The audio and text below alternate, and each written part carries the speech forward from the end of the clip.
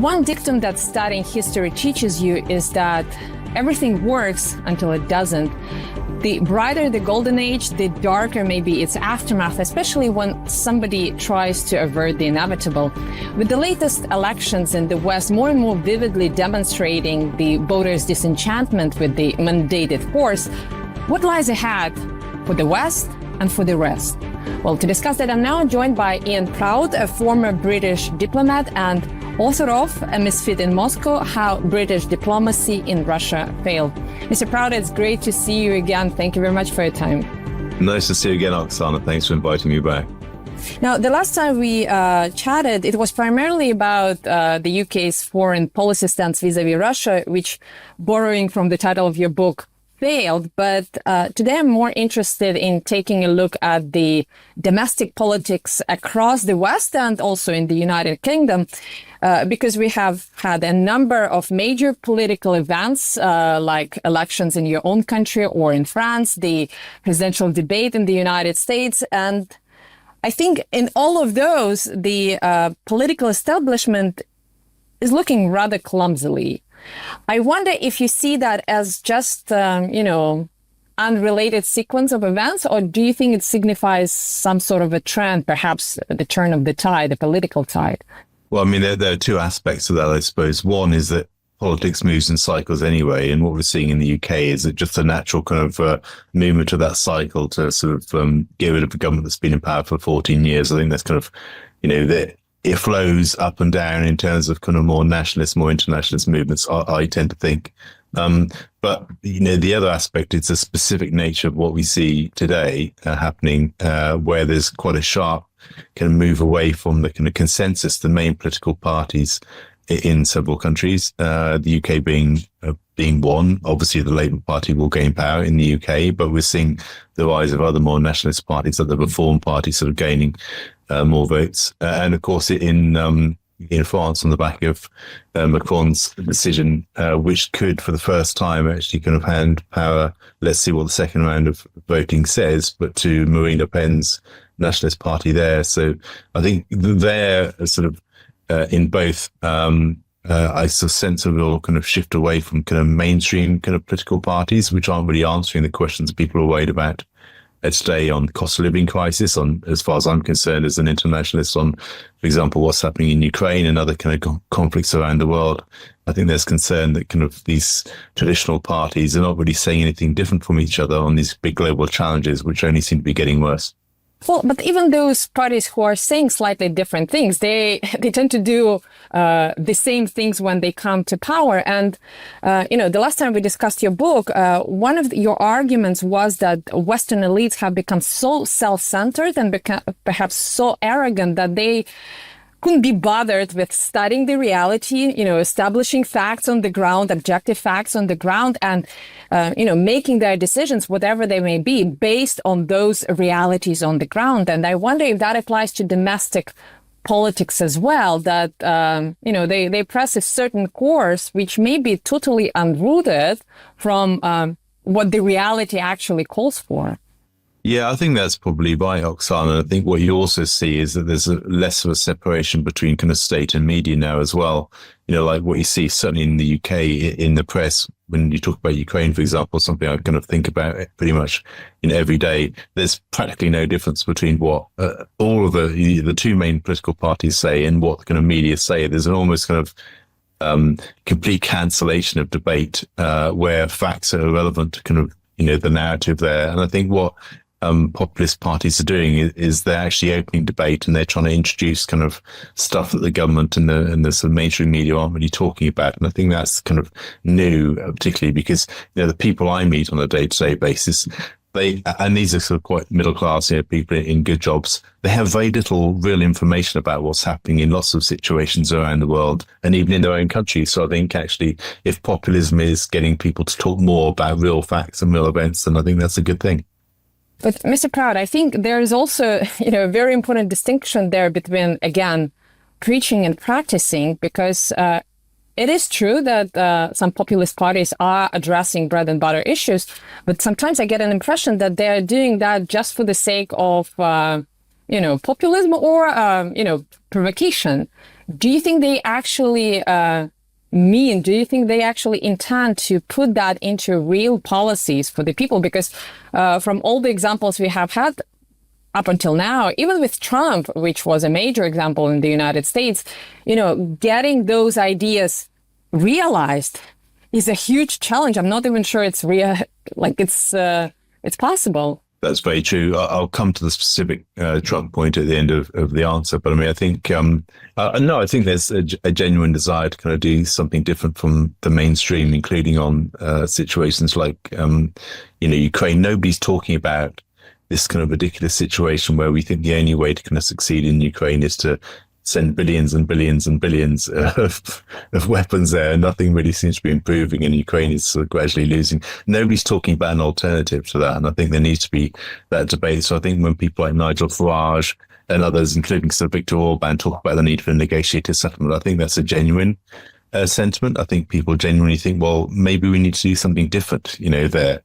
And I think that's a good thing, then we should encourage that. Now, on Trump, what happens there? I mean, when you go back to his election back in 2016, his coming to power in 2017, what was different then was that actually the political establishment in Washington, including within his own political party, the Republicans, was totally set against him having any improvement of relations with Russia.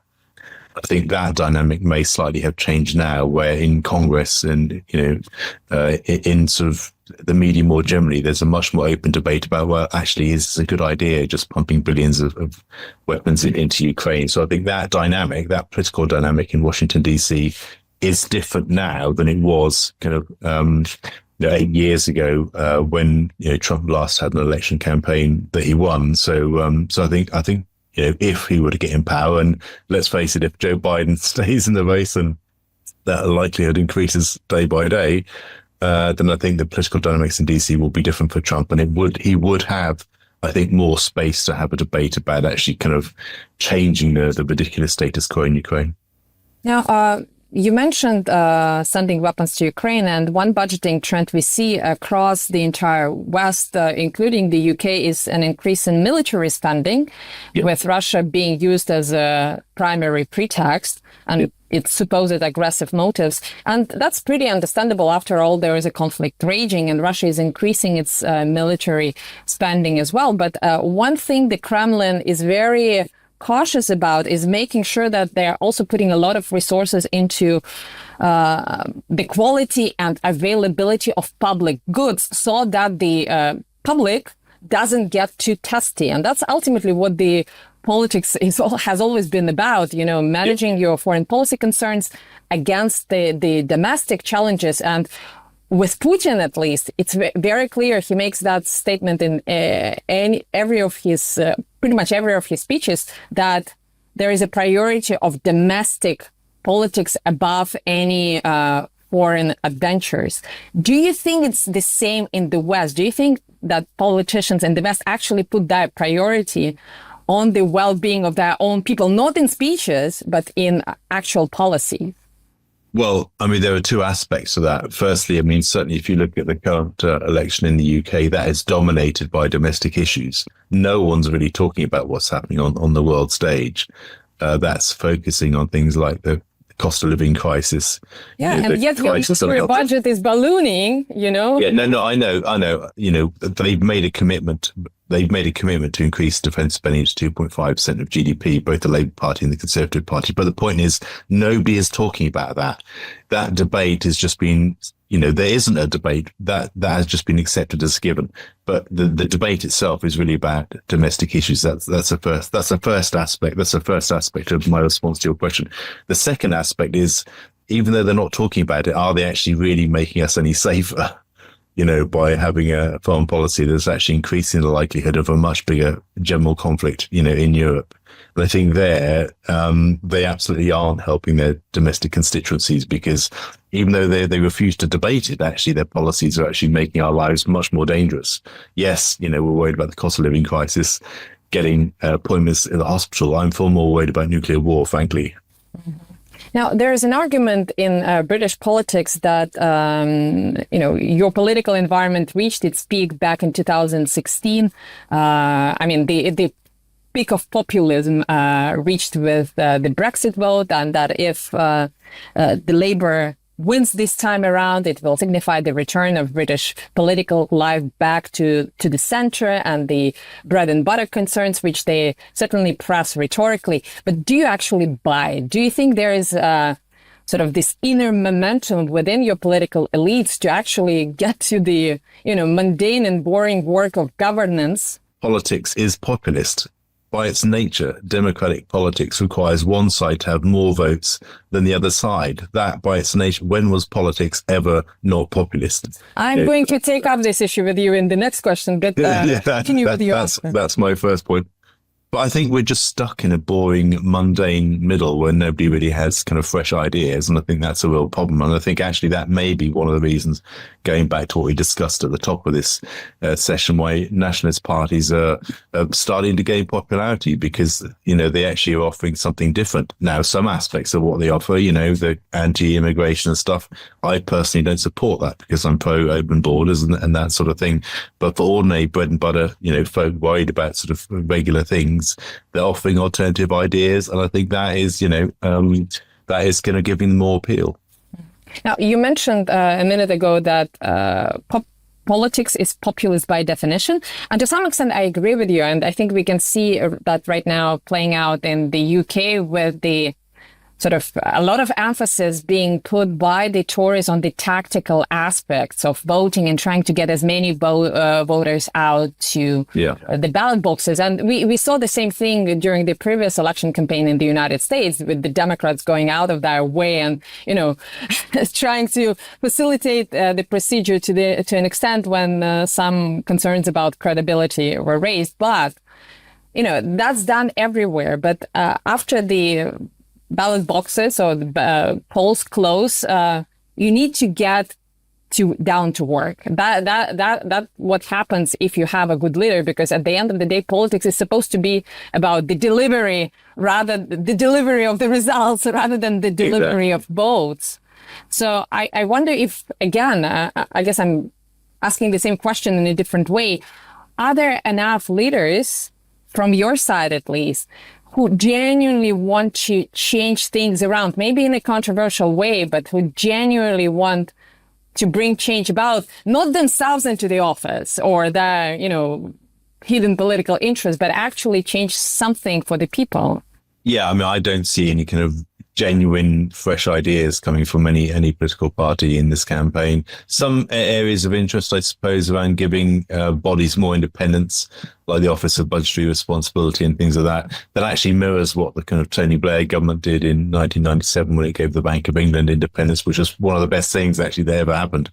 Not having sort of government meddling in day-to-day sort of macroeconomic affairs. But in terms of the really big ticket issues, I don't really see any sort of sizable change. The UK is a country with massive debt, largely caused by COVID and the unprecedented support we provided to ordinary people during COVID.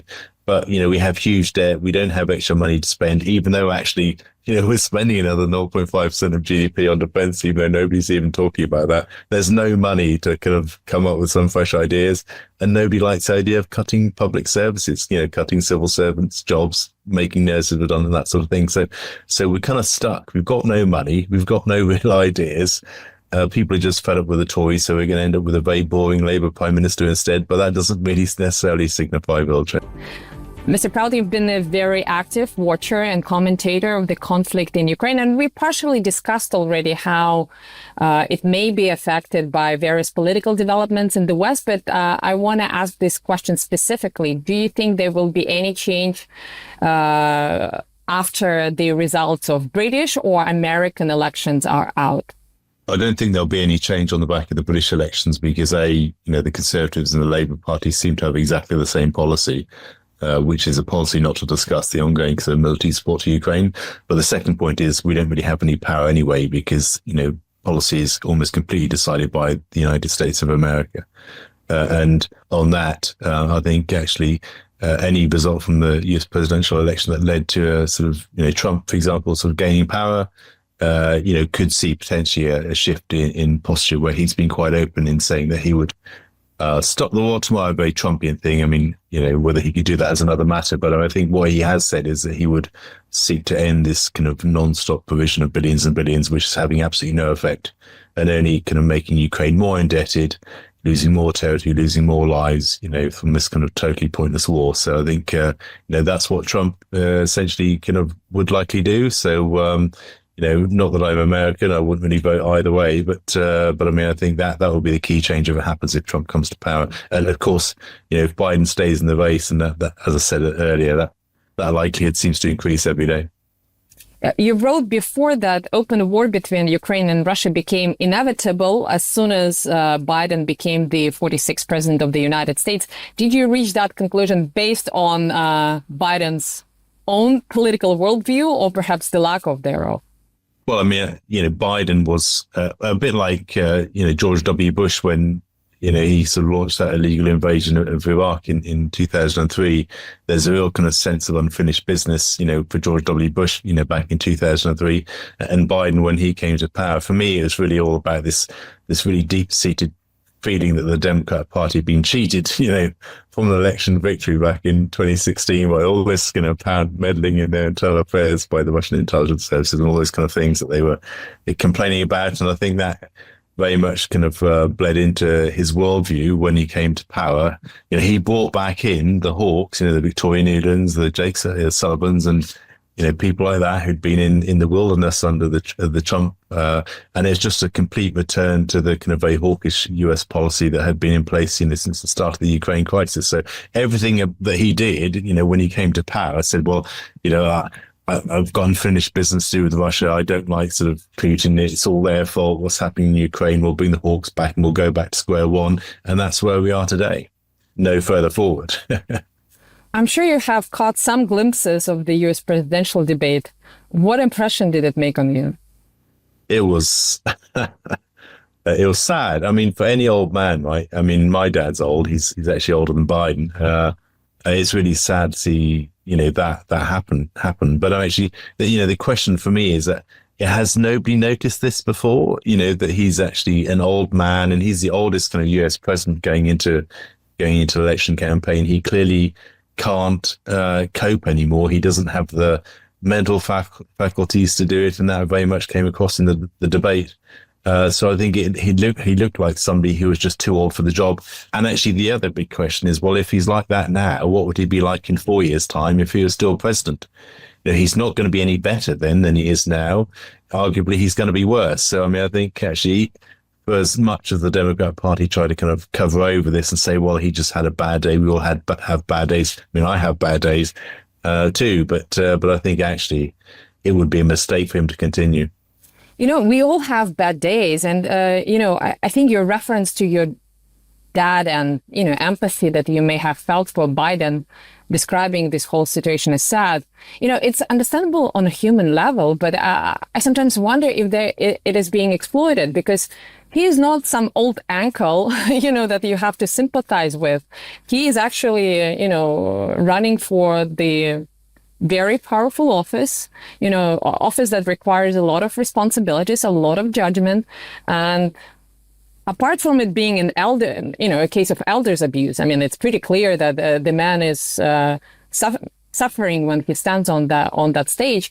I wonder if sadness is the right emotion here, because at the end of the day, it's not only that he's being exploited and manipulated, but this whole idea of empathy. Why should we empathize with anyone who is running for that kind of office? This person needs to be sharp. He needs to be, fully conscious of both his responsibilities and the risks associated with it.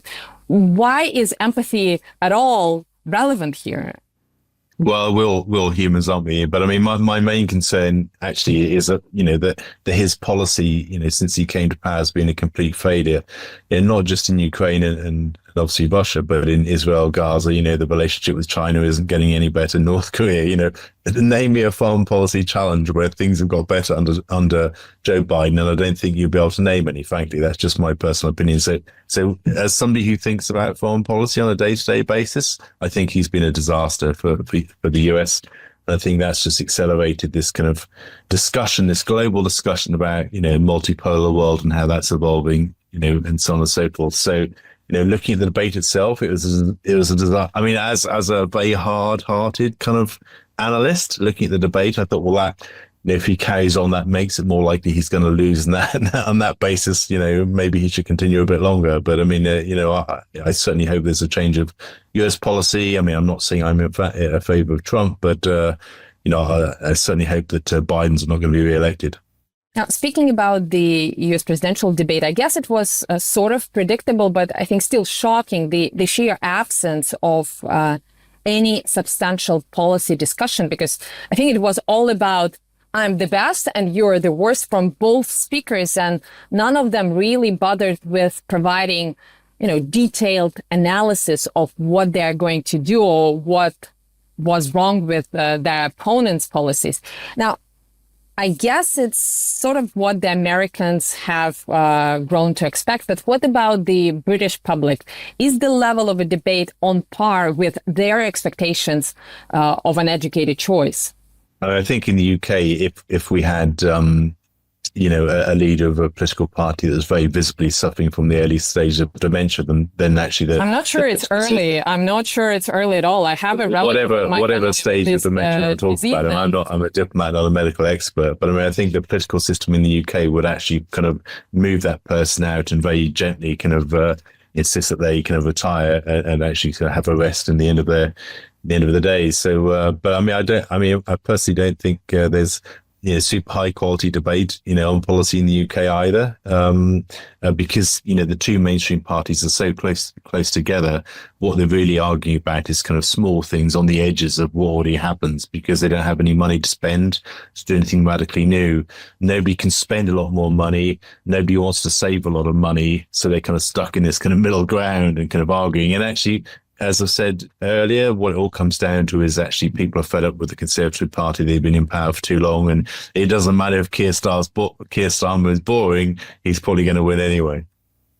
Well, I think being stuck in the middle ground is not that bad. I mean, at the end of the day, ordinary people are always there, and you do something with the little resources and lots of challenges that you face on a daily basis. And I don't see why the life of politicians should be any different. But that would be true if we weren't also having no debate about sort of misadventures abroad. If we weren't doing that, I'd agree with you 100%. But unfortunately, we are, and that's making us less safe.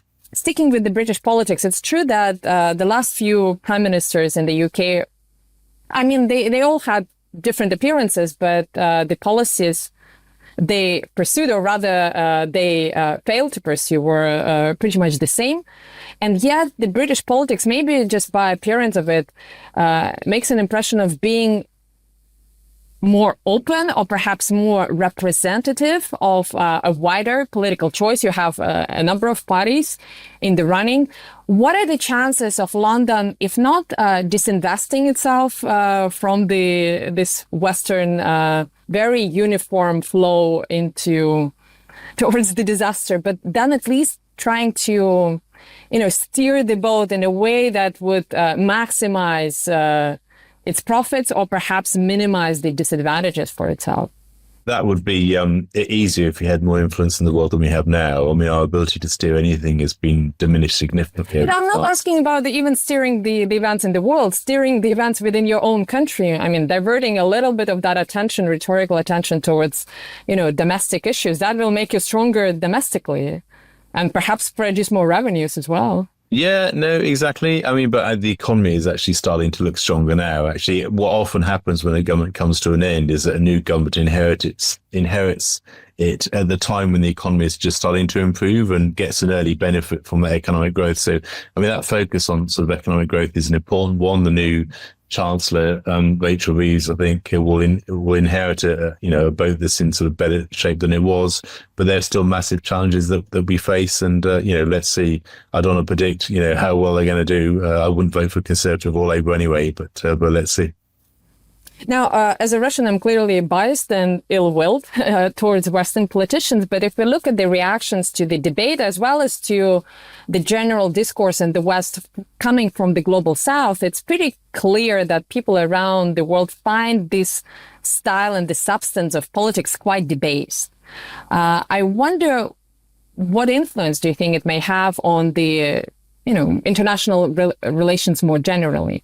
Well, I think, what's happening certainly with the BRICS grouping is really, really important, because unlike the G7, which is just an exclusive club where they only talk to kind of the most wealthy countries in their kind of Western, a US-dominated group, I mean, BRICS is trying to kind of broaden out its discussion to include all countries in the developing world. And I think that's a really interesting area, right now, in terms of actually, making sure that people from Africa, Latin America, parts of Asia are more involved in these kind of big discussions about global financial. And it's not only about discussions. I think the focus is primarily on practical working projects, something that again deliver rather than being something abstract. Of course it is. But the point is they're involved in that, right? And they have a say. They're not kept out of these kind of small exclusive clubs, like the G7. I think that's an important movement as people start to kind of wean themselves off of a belief that we, in the US we trust and we don't need to worry about anything else. And I think, that's what's happening in BRICS, I think, is very much the one to watch over the next kind of 2 decades. Well, even if we wanted to trust in the United States, I mean, it's pretty scary to do that. I mean, I'm not saying that I do. I'm just saying that's at the end of the day, I mean, it's sort of the exact reverse of the American soft power. I mean, even if you want to be associated with the West, it's, your own self-preservation instinct doesn't let you do that very easily. Anyway, Mr. Proud, it's been great talking to you as always. Thank you very much for that. Thank you, Oksana.